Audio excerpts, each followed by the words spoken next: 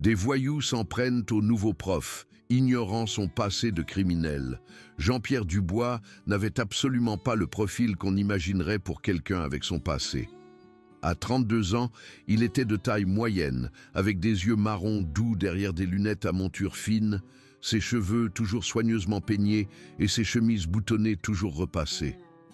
Quand il traversait les couloirs du lycée Voltaire avec sa serviette en cuir, les élèves le remarquaient à peine. Il était exactement ce qu'il voulait être, invisible, banal, en sécurité. Mais la sécurité était une illusion que Jean-Pierre avait appris à apprécier après avoir passé 8 ans derrière les barreaux pour vol à main armée. Ces années lui avaient enseigné la patience, la discipline et surtout comment lire les gens. Les compétences qui l'avaient autrefois aidé à survivre en prison de haute sécurité l'aidaient maintenant à naviguer dans le monde complexe de l'enseignement aux adolescents difficiles. Le lycée Voltaire n'était pas son premier choix pour un nouveau départ, mais c'était le seul établissement prêt à embaucher quelqu'un avec son casier judiciaire. La proviseure, Madame le maire, avait pris un risque en lui faisant confiance après avoir lu sa lettre de motivation sur les secondes chances et la rédemption. Ce qu'elle ignorait, c'est que Jean-Pierre avait également écrit cette lettre pour se convaincre lui-même qu'il en méritait une. Ses premières semaines se sont déroulées tranquillement. Jean-Pierre enseignait le français de rattrapage à des élèves que la plupart des professeurs avaient abandonnés. Des jeunes comme Kevin, un adolescent de 15 ans avec des problèmes de gestion de la colère, et Léa, dont la vie familiale faisait de l'école un sanctuaire. Ils étaient bruts de décoffrage, mais Jean-Pierre voyait en eux quelque chose qui lui rappelait sa propre jeunesse, un potentiel enfoui sous des couches de déception et de rage. Les ennuis ont commencé avec 3 élèves qui n'étaient même pas dans ses classes. Mathieu Lefebvre avait 17 ans et était bâti comme le pilier de rugby qu'il avait été avant d'être exclu de l'équipe pour bagarre. Ses cheveux bruns étaient toujours parfaitement coiffés et il portait des baskets de marque qui coûtaient plus cher que ce que Jean-Pierre gagnait en une semaine. Mathieu régnait sur la classe de première par l'intimidation et avait une haine particulière pour les professeurs qui essayaient de jouer les durs avec les élèves. Son bras droit était Antoine Moreau, un garçon trapu de 16 ans avec des yeux bleus froids et une méchanceté qui lui collait à la peau. Antoine était le genre de gamin qui arrachait les ailes des mouches et passait à des cruautés plus importantes en grandissant. Il vénérait Mathieu et ferait n'importe quoi pour l'impressionner. Le 3e membre de leur groupe était Karim Keke Benali, 15 ans mais s'efforçant de prouver qu'il avait sa place avec les plus grands. Keke était vif d'esprit, mais utilisait son intelligence pour des farces et de la manipulation. Il était le stratège du groupe, toujours en train de penser 3 coups à l'avance. Jean-Pierre les a rencontrés pour la première fois un mardi matin d'octobre. Il se rendait à sa salle de classe quand il a entendu des cris venant du coin du couloir. Un élève de seconde, Nicolas, était plaqué contre un casier, son sac à dos déchiré et des papiers éparpillés sur le sol. Mathieu se tenait au-dessus de lui en riant. « S'il te plaît, j'ai besoin de ces notes pour mon contrôle », suppliait Nicolas, essayant de ramasser ses devoirs éparpillés. « T'aurais peut-être dû y penser avant de balancer sur l'histoire des toilettes », ricana Mathieu, écrasant l'un des papiers sous son talon. Jean-Pierre s'avança. « Il y a un problème ici. » Mathieu se tourna, évaluant le professeur à l'air doux avec un mépris évident. « Ouais, il y a un problème. Mêle-toi de tes affaires, le prof. Monsieur Lefebvre, je crois que vous devez aider cet élève à ramasser ses affaires et à aller en cours. » Antoine laissa échapper un rire moqueur. « Monsieur Lefebvre? Mec, ce type se prend pour notre père ou quoi ?» Jean-Pierre garda un ton calme. « Je ne suis pas votre père, mais je suis professeur dans ce lycée, ce qui signifie que je suis responsable du bien-être de tous les élèves. Aidez-le à ramasser ses papiers. Maintenant. » Les 3 garçons échangèrent des regards, visiblement peu habitués à être contestés par un membre du corps enseignant. La plupart des professeurs du lycée Voltaire avaient appris à choisir leur bataille, et ces 3-là ne valaient pas la peine de se prendre la tête. Mais Jean-Pierre n'était pas comme les autres professeurs. Mathieu s'approcha, utilisant sa taille pour intimider. Ou quoi? Tu vas me coller? Mon père est au conseil d'administration, le prof. Je ne crois pas que tu veuilles ce genre d'ennui. Jean-Pierre sentit la tension familière dans sa poitrine, la même sensation qu'il avait ressentie en prison quand quelqu'un essayait de le tester. Mais il avait appris à se maîtriser. Au lieu de répondre avec la violence qu'il avait autrefois définie, il dit simplement « Ramassez les papiers, monsieur Lefebvre, c'est votre dernier avertissement ». Quelque chose dans son ton fit hésiter Mathieu. Il y avait un tranchant, quelque chose qui ne correspondait pas à l'apparence douce de l'homme en face de lui. Mais avec ses amis qui le regardaient, reculer n'était pas une option. « Fais-moi », dit Mathieu, croisant les bras. Jean-Pierre le fixa longuement, puis s'agenouilla et commença à ramasser lui-même les papiers de Nicolas. « Merci de votre aide, monsieur Lefebvre », dit-il calmement, comme si Mathieu avait réellement participé. « Je suis sûr que vous ferez de meilleurs choix à l'avenir. » Les trois garçons furent déconcertés par cette réponse. Ils s'attendaient à de la colère, des menaces, peut-être même de la peur. Au lieu de cela, ils reçurent un professionnalisme calme qui les fit se sentir plus petits que n'importe quelle dispute. Alors que Jean-Pierre rendait ses papiers à Nicolas et le renvoyait, il sentait les yeux des trois garçons brûler dans son dos. Il s'était fait des ennemis aujourd'hui, mais il avait aussi envoyé un message qu'il n'avait visiblement pas encore compris. Le véritable harcèlement commença le lendemain. Jean-Pierre arriva dans sa salle de classe et trouva « Balance » écrit sur son tableau blanc au marqueur permanent. Son bureau avait été saccagé, des papiers éparpillés et sa tasse de café brisée sur le sol. Le message était clair. C'était des représailles pour s'être interposé dans leur intimidation de Nicolas. Il nettoya sans se plaindre et commença sa journée comme d'habitude. Pendant la pause déjeuner, il trouva les vitres de sa voiture recouvertes de mousse à raser. Après l'école, ses pneus avaient été dégonflés. Chaque incident était suffisamment mineur pour que le signaler semble mesquin, mais ensemble, ils formaient un schéma de harcèlement croissant. Jean-Pierre l'endura en silence. Il avait vécu pire en prison, bien pire. 3 jeunes voyous n'étaient rien comparés à des criminels endurcis qui vous tueraient pour un manque de respect. Mais au fil des jours et des semaines, le harcèlement devint plus audacieux. Ils commencèrent à perturber ses cours, même si aucun d'eux n'était inscrit. Mathieu passait devant sa porte ouverte et faisait des commentaires bruyants sur les faux profs durs. Antoine s'asseyait dans le couloir devant sa salle pendant la pause déjeuner, en jouant de la musique assez fort pour perturber les cours. Kéké, le malin, avait compris l'emploi du temps de Jean-Pierre et s'assurait d'être dans tous les couloirs que Jean-Pierre devait traverser, généralement avec un commentaire sarcastique sur le fait que les professeurs comme lui ne duraient pas longtemps au lycée Voltaire. Le point de rupture survint 3 semaines plus tard, lors de ce qui aurait dû être une soirée de rencontre parents-professeurs de routine. Jean-Pierre restait tard pour rencontrer les parents quand il entendit du tumulte sur le parking. À travers la fenêtre de sa salle de classe, il pouvait voir la BMW de Mathieu entourée par Kéké et Antoine. Nicolas, l'élève de seconde de cette première rencontre, était plaqué contre le capot de la voiture pendant que Mathieu fouillait dans son sac à dos. « Où est l'argent, le seconde ?» demanda Mathieu. « Tu connais les règles, la cotisation de protection est due tous les vendredis. » Jean-Pierre regarda Nicolas remettre ce qui ressemblait à de l'argent de poche, probablement tout l'argent liquide que le gamin avait. Mais ce n'était pas suffisant pour Mathieu, qui attrapa Nicolas par le col de sa chemise et le poussa violemment contre la voiture. « Ce n'est que 5 €. La cotisation est de 10. Tu essaies de me rouler ? » « C'est tout ce que j'ai, » supplia Nicolas. « Ma mère m'a seulement donné de quoi déjeuner cette semaine. » Antoine rit froidement. « On va peut-être devoir t'apprendre à gérer ton budget, le seconde. » C'est alors que la maîtrise de soi, soigneusement entretenue de Jean-Pierre, finit par craquer. Il avait passé 8 ans à apprendre à gérer sa colère, à canaliser son agressivité dans des exutoires productifs. Les conseillers pénitentiaires lui avaient enseigné des techniques de respiration, la méditation, la gestion de la colère. Mais voir un garçon de 15 ans se faire racketter son argent de poche par 3 lâches lui rappela tous les instincts protecteurs qu'il avait développés en grandissant dans des foyers d'accueil. Jean-Pierre traversa calmement le parking, les mains relâchées le long du corps. Les trois garçons étaient tellement concentrés sur la terreur de Nicolas qu'ils ne le remarquèrent pas s'approcher avant qu'il ne parle. « Lâchez-le !»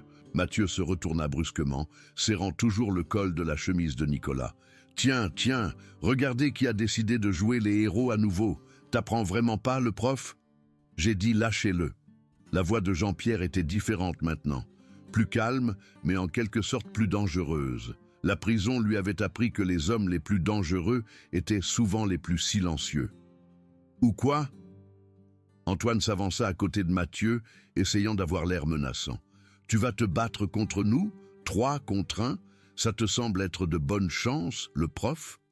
Jean-Pierre les regarda chacun lentement, comme il avait l'habitude d'évaluer les menaces dans la cour. Mathieu était grand mais mou, probablement jamais impliqué dans une vraie bagarre de sa vie. Antoine était méchant mais brouillon, toute l'agression et aucune technique. Kéké était assez intelligent pour avoir l'air nerveux, ce qui signifiait qu'il était assez intelligent pour reconnaître le danger quand il le voyait. « Je vais vous le demander une dernière fois », dit Jean-Pierre, et quelque chose dans son ton fit même légèrement relâcher la prise de Mathieu. « Lâchez le garçon et partez !» Mathieu essaya de rire, mais ça sonna faux. « Tu crois qu'on a peur de toi? T'es juste un prof lambda. Mon père... » « Ton père n'est pas là, » interrompit Jean-Pierre. « Il n'y a que toi, moi et les choix que tu vas faire. » Pendant un instant, tout le monde resta immobile. Nicolas respirait à peine. Kéké recula inconsciemment d'un pas. Les mains d'Antoine se serrèrent en poing, mais il n'avança pas. Puis, Mathieu fit la pire erreur de sa vie privilégiée. « On s'en fout », grogna-t-il, et lança un coup de poing sauvage au visage de Jean-Pierre. Ce qui se passa ensuite dura moins de 30 secondes, mais on en parlerait au lycée Voltaire pendant des années. Jean-Pierre bougea avec la précision fluide de quelqu'un qui avait appris à se battre non pas pour le sport ou l'ego, mais pour la survie. Le coup de poing télégraphié de Mathieu était facile à éviter. Jean-Pierre se contenta de se décaler et laissa l'élan du garçon l'emporter. Alors que Mathieu trébuchait en avant en déséquilibre, Jean-Pierre attrapa son poignet et exerça une pression sur un groupe de nerfs qu'il avait appris dans les cours d'autodéfense que l'État exigeait pour les anciens détenus cherchant un emploi. Mathieu tomba à genoux avec un gémissement de douleur, son attitude arrogante remplacée par un véritable choc. Antoine chargea ensuite en avant avec son épaule comme s'il jouait encore au rugby. Jean-Pierre se décala à nouveau, utilisant la propre force d'Antoine contre lui. Un simple fauchage envoya le garçon trapu voler contre le côté de la BMW, où il glissa le long de la portière et atterrit lourdement sur l'asphalte. Kéké, prouvant qu'il était le plus intelligent des trois, leva immédiatement les mains et recula. « Je suis dehors, mec, je suis dehors. » Toute la confrontation était terminée avant que quiconque puisse vraiment comprendre ce qui s'était passé. Mathieu était au sol en se tenant le poignet. Antoine luttait pour se relever à côté de la voiture et Jean-Pierre se tenait calmement au centre de tout cela, ne respirant même pas fort. Mais la partie la plus choquante n'était pas la domination physique, c'était ce que Jean-Pierre fit ensuite. Il s'agenouilla à côté de Mathieu, qui gémissait toujours à cause de son poignet. « Il est cassé ?» demanda Jean-Pierre, sa voix retrouvant son ton doux habituel. Mathieu secoua la tête, trop abasourdi pour parler. « Bien. Antoine, tu as mal ?» Antoine réussit à hocher la tête pour dire qu'il allait bien, bien que sa fierté fût visiblement brisée. Jean-Pierre les regarda tous les trois, et quand il parla, c'était avec la voix de quelqu'un qui avait vu la vraie violence, les vraies conséquences. Écoutez-moi très attentivement, parce que c'est la leçon la plus importante que vous apprendrez jamais. Ce qui vient de se passer ici, ce n'était pas moi qui jouais les durs. Ce n'était pas moi qui essayais de prouver quoi que ce soit. C'était moi qui protégeais un gamin qui ne pouvait pas se protéger lui-même. Il fit un geste vers Nicolas, qui regardait la scène avec de grands yeux. « Vous voulez savoir pourquoi j'ai pu faire ce que je viens de faire ? Parce que j'ai passé 8 ans en prison de haute sécurité à apprendre à survivre parmi des gens qui vous tueraient sans ciller. J'ai appris à me battre parce que je devais le faire, pas parce que je le voulais. Le poids de cette révélation les frappa comme un coup physique. Le visage de Mathieu devint pâle. La bouche d'Antoine s'ouvrit. Même Kéké avait l'air ébranlé. « Mais vous savez ce que j'ai appris là-bas qui était plus important que de se battre ?» continua Jean-Pierre. « J'ai appris qu'être capable de blesser les gens ne vous rend pas fort. Protéger les gens qui ne peuvent pas se protéger eux-mêmes, c'est ça qui vous rend fort. » Il se releva lentement, en veillant à ne pas faire de mouvements brusques qui pourraient être perçus comme menaçants. « Vous trois vous en prenez à des gamins comme Nicolas parce que vous pensez que ça vous rend puissant. Mais la vraie puissance, c'est de savoir que vous pourriez blesser quelqu'un et de choisir de ne pas le faire. La vraie force, c'est d'utiliser toutes les capacités que vous avez pour aider les gens, pas pour les blesser. » Jean-Pierre regarda directement Mathieu. « Le fait que ton père soit au conseil d'administration ne te rend pas spécial, ça te rend chanceux. Antoine, être en colère tout le temps ne te rend pas dur, ça te rend triste. Et Kéké, être assez intelligent pour manipuler les gens ne te rend pas malin.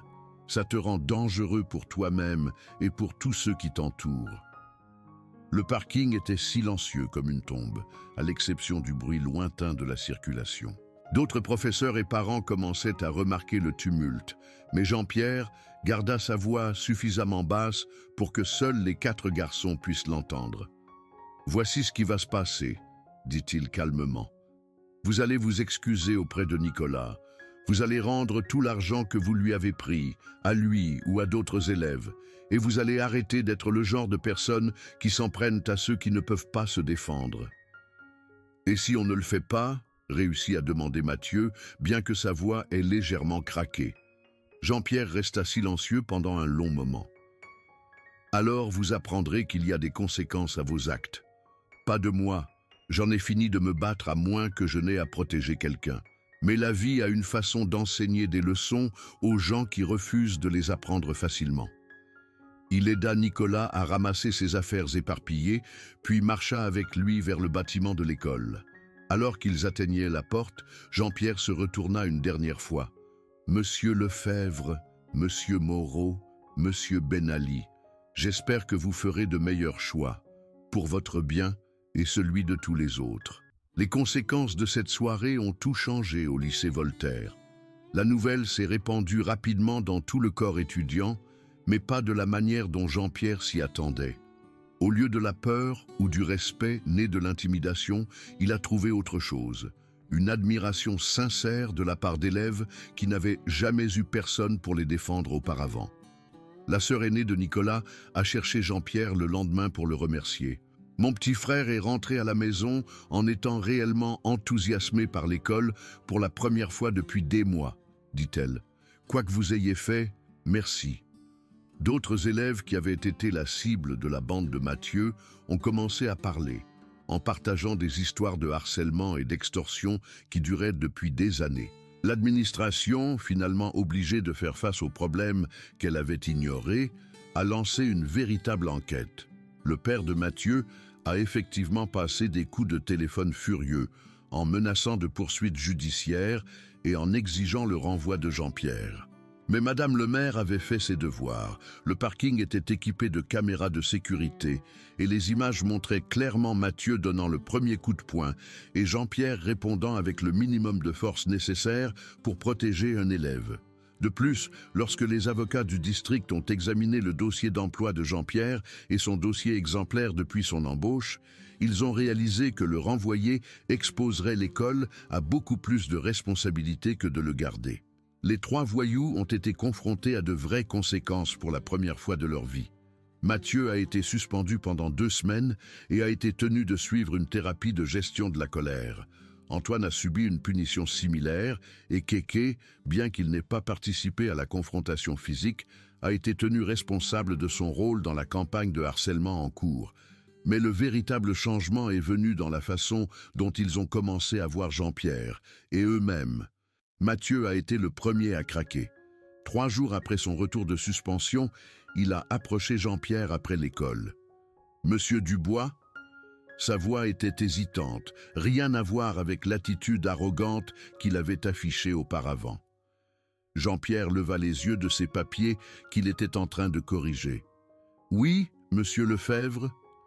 Je veux dire, je devrais... » Mathieu avait du mal avec des mots qui n'avaient jamais été nécessaires auparavant. « Je suis désolé.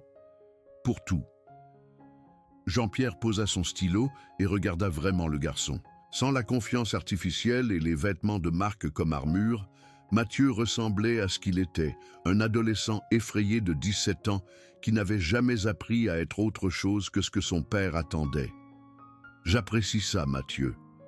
Mais tu devrais probablement t'excuser auprès de Nicolas et des autres élèves que tu as blessés.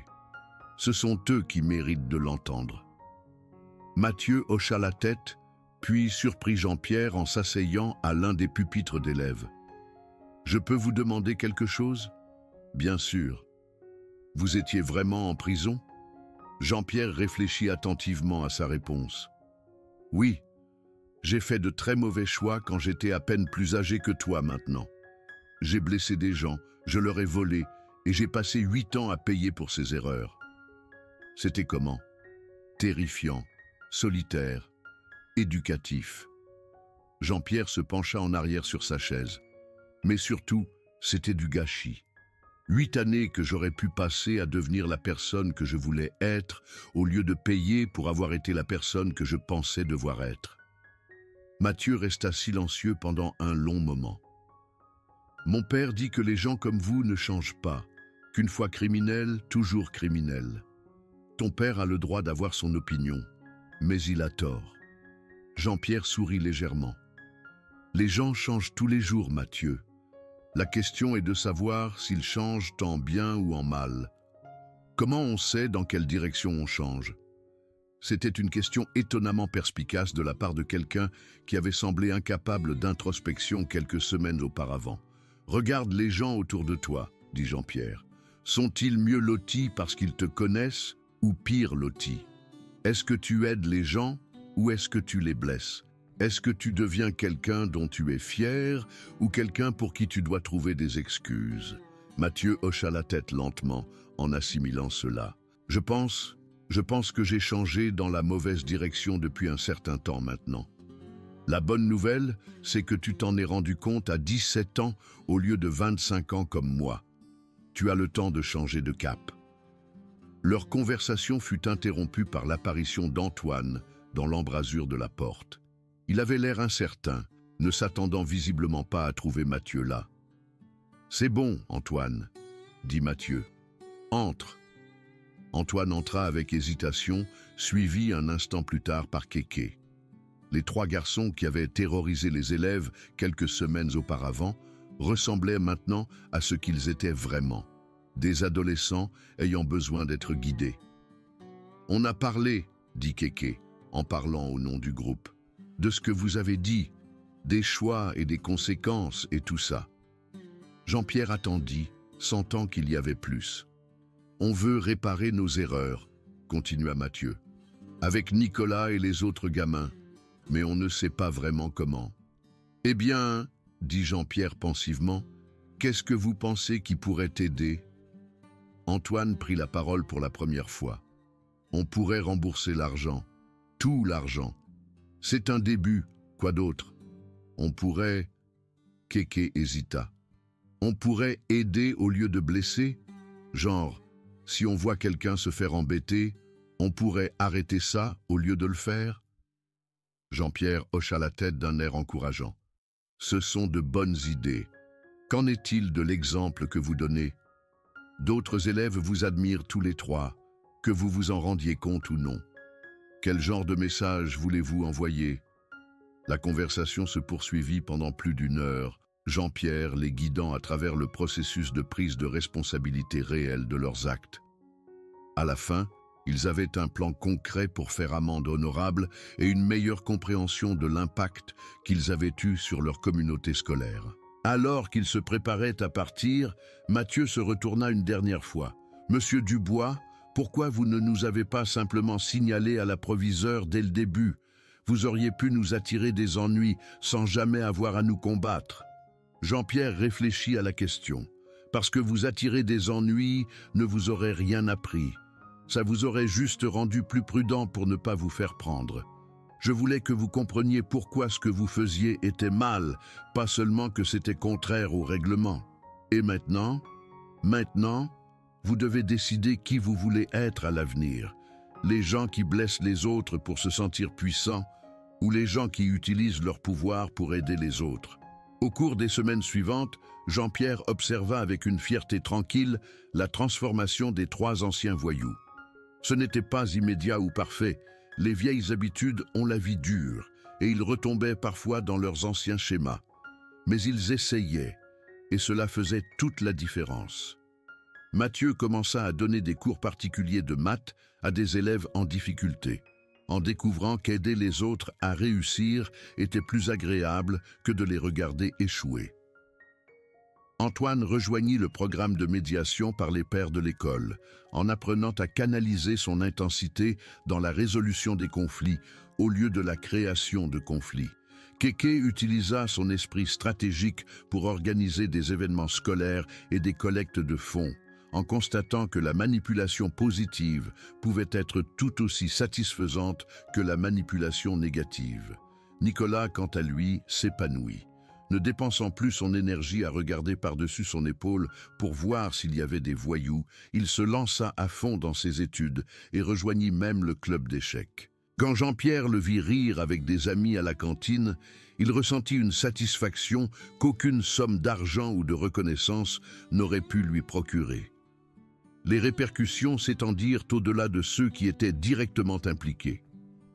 D'autres élèves qui avaient eu peur de parler du harcèlement commencèrent à signaler des incidents.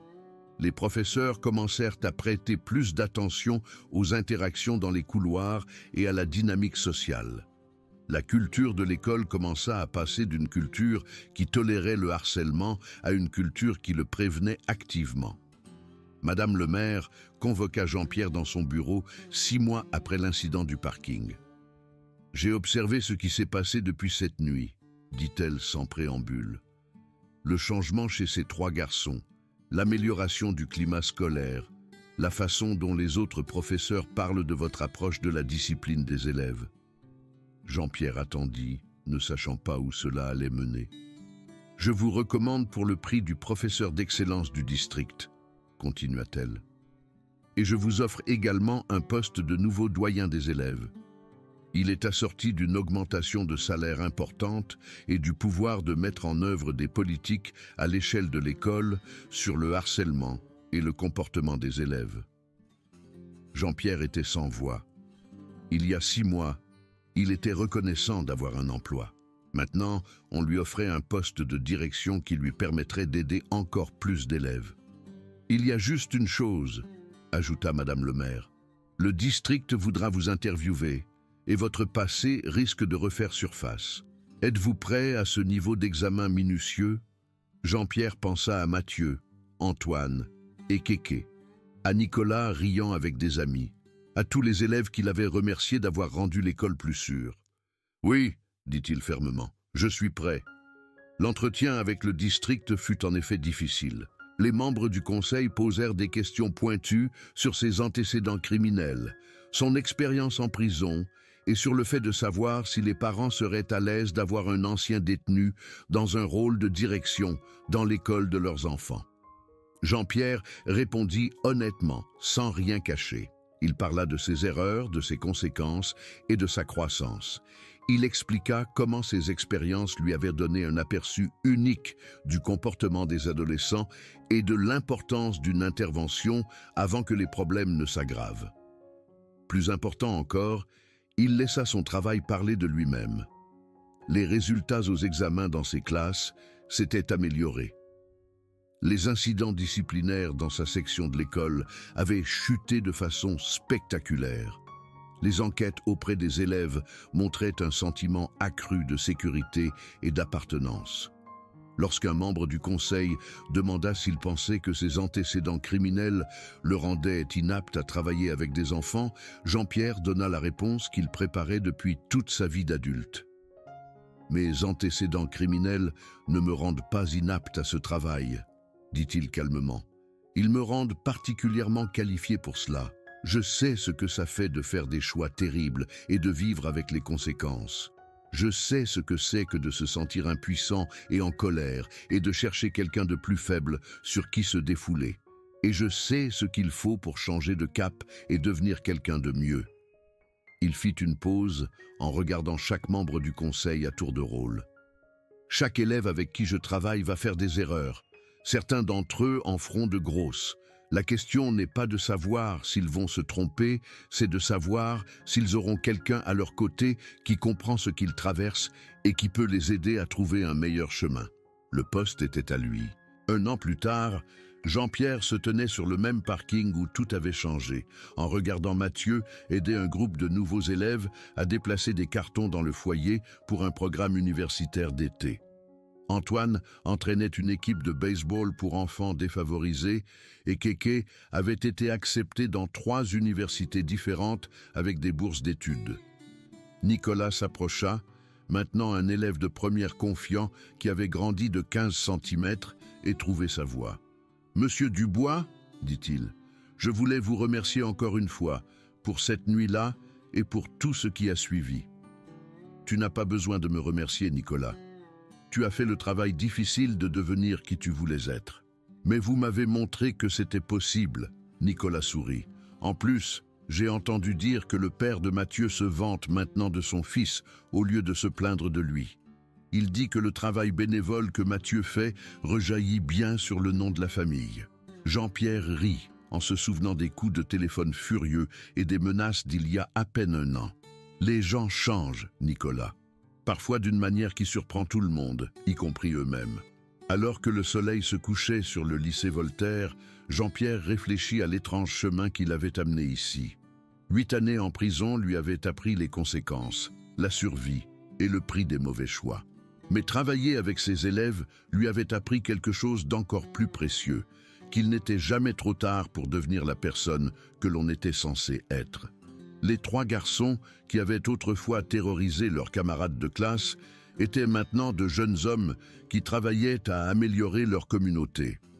L'élève de seconde effrayé qui avait été leur victime était maintenant un leader parmi ses pairs. Et Jean-Pierre Dubois, ancien détenu et ancien voleur à main armée, contribuait à façonner une politique qui protégerait les élèves dans tout le district. Parfois, les personnes qui semblaient les moins susceptibles de changer étaient précisément celles qui en avaient le plus besoin. Et parfois, les personnes les plus brisées étaient les mieux équipées pour aider les autres à guérir. Alors que Jean-Pierre fermait son bureau à clé et rentrait chez lui, il toucha la petite pièce d'échec qu'il gardait dans sa poche, un rappel de son propre parcours de transformation. Demain apporterait de nouveaux défis, de nouveaux élèves ayant besoin d'être guidés et de nouvelles occasions de prouver que tout le monde méritait une seconde chance. Les voyous s'étaient attaqués aux mauvais professeurs, mais au final, cette erreur les avait tous sauvés.